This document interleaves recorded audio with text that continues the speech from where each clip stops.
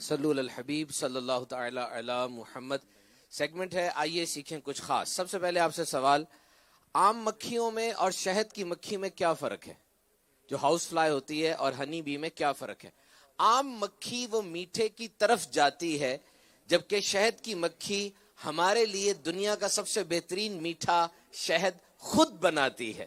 دنیا میں جتنے بھی کھانے پینے کی چیزیں ہیں، اشیاء خورد و نوش، سب سے زیادہ ریسرچ، سب سے زیادہ تحقیق وہ شہد اور شہد کی مکھی پر ہوئی.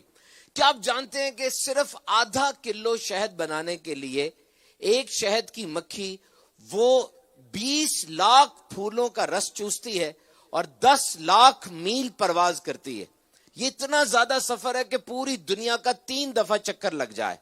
تو 15 میل فی گھنٹے کی رفتار سے اڑنے والی یہ شہد کی مکھی کتنا اہم کام سر انجام دے رہی ہے. کیا آپ نے کبھی سوچا کہ یہ شہد کیسے بنتا ہے؟ مکھی کے جسم میں خاص مشین فٹ ہے جس میں مختلف پروسیس ہوتے ہیں، جسے انورجن یا ری گرجیٹیشن کہا جاتا ہے. اچھا، اب جو شہد بنتا ہے نا، اس میں 80% پانی ہوتا ہے. Now bees fan their wings to speed up evaporation. اب جب 80% والے پانی شہد کو بالکل صحیح کرنا ہے تو شہد کی مکھی اپنے پر پھڑپڑاتی ہے، جسے بزنگ کہتے ہیں. آپ نے غور کیا ہوگا، زز کی آواز آتی ہے جب وہ پر پھڑپڑاتی ہے. اور اس کی سپیڈ آپ کو پتا ہے، 1 سیکنڈ میں 200 بار وہ پر پھڑپڑا لیتی ہے.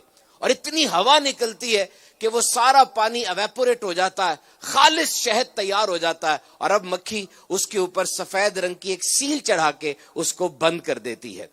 اور یہ دیکھیے، آج تو ہمارے پاس لوکیشن ہے، گوگل میپ کی فیسلٹی ہے اور ہم پن لوکیشن لگا لیتے ہیں، لیکن اس شہد کی مکھی کی نیویگیشن اتنی زبردست ہے، اگر 1000 چھتے بھی پڑے ہوں گے نا، وہ مکھی اپنے ہی گھر میں جا کے لینڈ کرے گی. 5 آنکھیں ہوتی ہیں اس کی، 5، اور ہر آنکھ میں ہزاروں لینز موجود ہوتے ہیں. قرآن مجید میں آیا اس میں لوگوں کے لیے شفا ہے، شہد کی بات کی جا رہی ہے. اور حدیث پاک میں آیا جو شخص ہر مہینے میں 3 دن تک صبح میں شہد چاٹے تو اس کو کوئی بڑی مصیبت نہیں پہنچے گی. اور اب 2000 سال کی ایک تحقیق آپ کو بتا رہا ہوں کہ mathematicians have finally proved that honey bees are the world's best and most efficient builders. یہ جو عمارتیں بناتے ہیں، معمار ہوتے ہیں، بلڈر ہوتے ہیں، تو میتھمیٹیشن سائنسدان کہہ رہے ہیں کہ دنیا کا سب سے بہترین معمار وہ شہد کی مکھی ہے. آپ دیکھ سکتے ہیں کہ شہد کی مکھی کا جو چھتا ہوتا ہے، جو اسکرین پہ بھی آپ کو نظر آ رہا ہے، اس کی 6 دیواریں ہوتی ہیں. ایک سوراخ کی 6 دیواریں، لمبائی چوڑائی بالکل ایک جیسی ہے، 120 ڈگری پر مرا ہوا ہے. اور یہ 6 دیواروں کے بجائے 4 یا 5 دیواریں بھی تو ہو سکتی تھی، لیکن آج سائنس نے ثابت کیا کہ شہد کو محفوظ رکھنے کے لیے اس سے بہتر کوئی گودام ہو ہی نہیں سکتا. ہر چیز کی ایکسپائری ڈیٹ ہوتی ہے. آپ دوائی پکڑے، ایکسپائری ڈیٹ لکھی ہوگی ہر چیز کی، حتیٰ کہ دودھ کے ڈبے پر بھی لکھا ہوتا ہے کس دن تک استعمال کرنا ہے. تو کیا شہد کی بھی ایکسپائری ڈیٹ ہے؟ نیشنل جیوگرافک کی میرے پاس ریسرچ موجود ہے. مصر کے پیرامڈز، اہرام مصر میں سے ایک پیالے میں شہد ملا ہے، اور یہ شہد 3000 سال پرانا ہے اور ابھی تک یہ استعمال کرنے کے قابل ہے. یعنی شہد کی کوئی ایکسپائری نہیں ہے. اچھا، آب کوثر سے آخر میں یہ پیرا پڑھ کے میں ختم کرتا ہوں کہ آخر شہد اتنا میٹھا کیوں ہوتا ہے.